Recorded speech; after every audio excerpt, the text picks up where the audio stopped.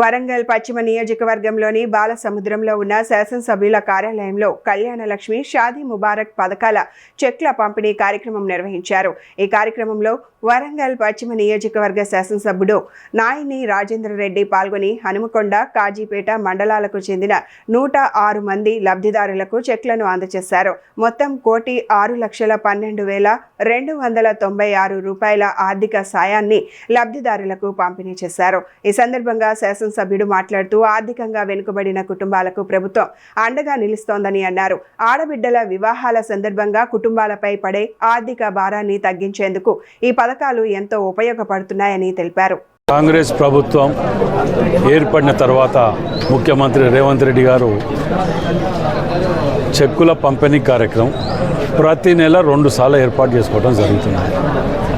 షాదీ ముబారక్ అట్లాంటివే కానివ్వండి, కళ్యాణలక్ష్మి కానివ్వండి, ఇవన్నీ కూడా ఇట్లా అప్లై చేస్తే 15 రోజులలో చెక్స్ వాపసు తీసుకొని వచ్చి వారికి మధ్యలో ఎటువంటి దళార వ్యవస్థ లేకుండా డైరెక్ట్ వాళ్ళకి అందించే విధంగా మా యొక్క టీమ్స్, మా నాయకులు అందరూ కూడా పూర్తి స్థాయిలో మనం ప్రతి 15 రోజులకు ఒకసారి క్యాంపు కార్యాలయాల్లో రాని వాళ్ళకు ఇళ్లలోకి తీసుకుపోయి మా మాజీ కార్పొరేటర్లు కానీ, డివిజన్ ప్రెసిడెంట్లు కానివ్వండి, అధికారులు కానివ్వండి, అందరు కలిసి వీరి యొక్క సేవలో పాల్గొంటూ ఎవరికి ఏ కష్టం రాకుండా, ఎక్కడ తిరగకుండా, ఏ ఆఫీసుల పంటి కానీ ఎక్కడ తిరగకుండా ఉండే విధంగా ఏర్పాటు చేయడం నిజంగా కూడా ముఖ్యమంత్రి రేవంత్ రెడ్డి గారికి దీని మీద ప్రత్యేక ధన్యవాదాలు ఏర్పాటు చేస్తున్నాం. ఎందుకంటే వారు యొక్క హెల్త్ విషయంలో కానివ్వండి, విద్య, వైద్యం ఈ రెండింటి మీద అత్యధిక ప్రాధాన్యత ఇచ్చుకుంటూ ఇలాంటి కార్యక్రమాలన్నీ కూడా నిరుపేదలకు, అట్టడుగు వర్గాలకు చెందినటువంటి సంక్షేమ పథకాలు ఇవి.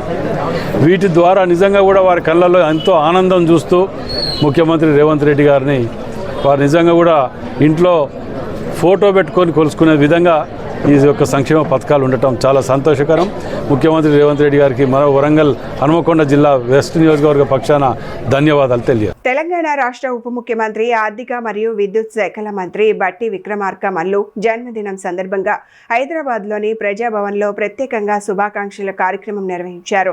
ఈ సందర్భంగా వర్ధన్నపేట నియోజకవర్గ శాసనసభ్యుడు, విశ్రాంత పోలీసు ఉన్నతాధికారి కేఆర్ నాగరాజు ఉప ముఖ్యమంత్రిని మర్యాదపూర్వకంగా కలిసి శాల్వాతో సత్కరించి జన్మదిన శుభాకాంక్షలు తెలియజేశారు. ఈ సందర్భంగా మాట్లాడిన కేఆర్ నాగరాజు, ప్రజా సంక్షేమం, సామాజిక న్యాయం, రాష్ట్ర అభివృద్ధి కోసం బట్టి విక్రమార్క నిరంతరం కృషి చేస్తున్నారని కొనియాడారు. ఆయన మరెన్నో సంవత్సరాలు ప్రజలకు సేవలు అందించాలని ఆకాంక్షించారు. రాష్ట్ర ప్రగతిలో ఆయన నాయకత్వం మరింత స్ఫూర్తిదాయకంగా కొనసాగాలని, ఆయుర ఆరోగ్యాలతో, సుఖ సంతోషాలతో నిండి ఉండాలని కోరుకుంటూ జన్మదిన శుభాకాంక్షలు తెలియజేశారు.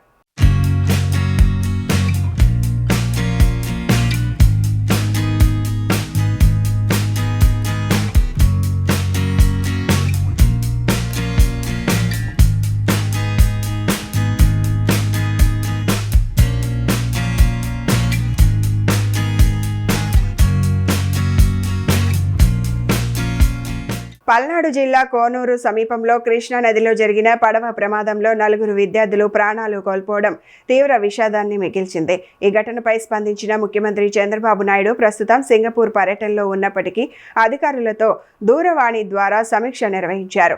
బాధిత కుటుంబాలకు ప్రభుత్వం అన్ని విధాలుగా అండగా నిలవాలని అధికారులను ఆదేశించారు. మృతుల కుటుంబాలను ఒక్కొక్కరికి 5 లక్షల రూపాయల చొప్పున పరిహారం ప్రకటించారు. ప్రభుత్వం తరపున తక్షణ సాయం అందేలా చర్యలు తీసుకోవాలని సూచించారు.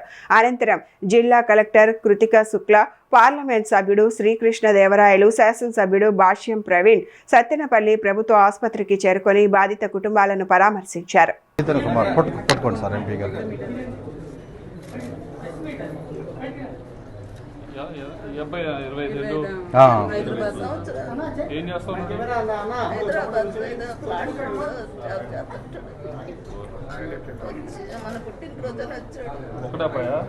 ఇంకో ఫామ్ అంటాం మనం.